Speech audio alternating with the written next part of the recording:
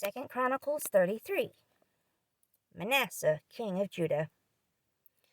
Manasseh was 12 years old when he became king of Judah.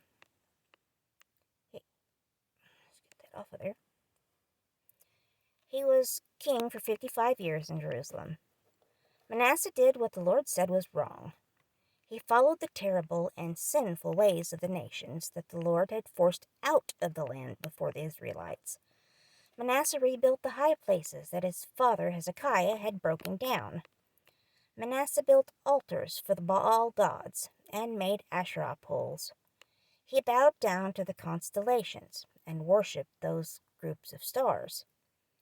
Manasseh built altars for false gods in the Lord's temple. The Lord said about the temple, "My name will be in Jerusalem forever." He built altars for all the groups of stars in the 2 yards of the Lord's temple. He also burned his own children for a sacrifice in the valley of Ben Hinnom. He also used magic by doing soothsaying, divination, and sorcery. He talked with mediums and wizards. He did many things the Lord said were evil and made him angry. Manasseh also made a statue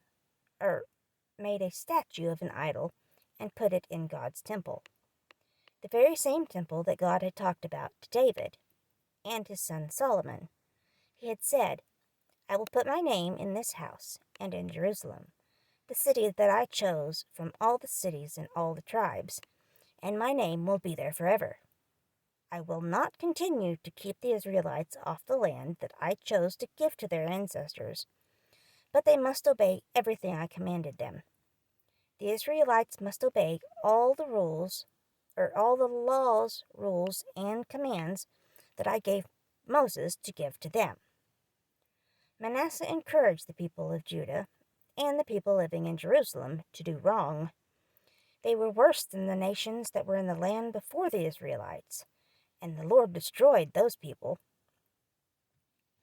The Lord spoke to Manasseh and to his people, but they refused to listen. So the Lord brought commanders from the king of Assyria's army to attack Judah.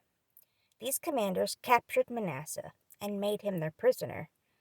They put hooks in him and brass chains on his hands and took him to the country of Babylon. When these troubles came to him, Manasseh begged for help from the Lord his God. He humbled himself before the God of his ancestors. Manasseh prayed to God and begged him for help. God heard his begging and felt sorry for him, so he let Manasseh return to Jerusalem and to his throne. Then Manasseh knew that the Lord was the true God.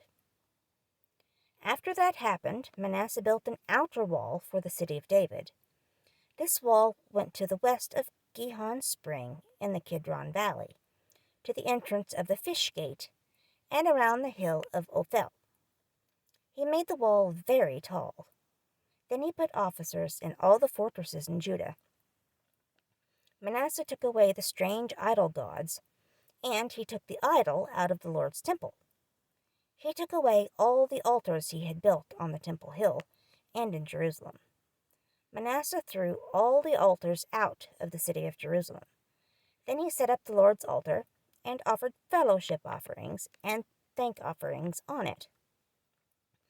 He gave a command for all the people of Judah to serve the Lord, the God of Israel. The people continued to offer sacrifices at the high places, but their sacrifices were only to the Lord their God. Everything else Manasseh did, his prayer to his God, and the words of the seers who spoke to him in the name of the Lord, the God of Israel, are all written in the book, the official records of the kings of Israel.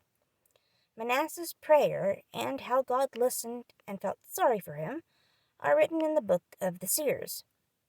Also, all his sins, the wrongs he did before he humbled himself, and the places where he built high places and set up Asherah poles are written in the book of the seers. So Manasseh died and was buried with his ancestors. The people buried Manasseh in his own palace. Manasseh's son, Amon, became the new king in his place. Amon, king of Judah. Amon was 22 years old when he became king of Judah. He was king for 2 years in Jerusalem. Amon did evil before the Lord, just as his father Manasseh had done.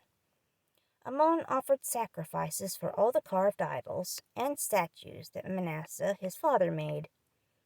Amon worshipped those idols. Amon did not humble himself in front of the Lord like Manasseh his father humbled himself. But Amon sinned more and more. His servants made plans against him.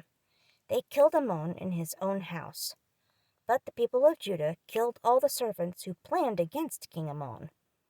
Then the people chose Amon's son Josiah to be the new king.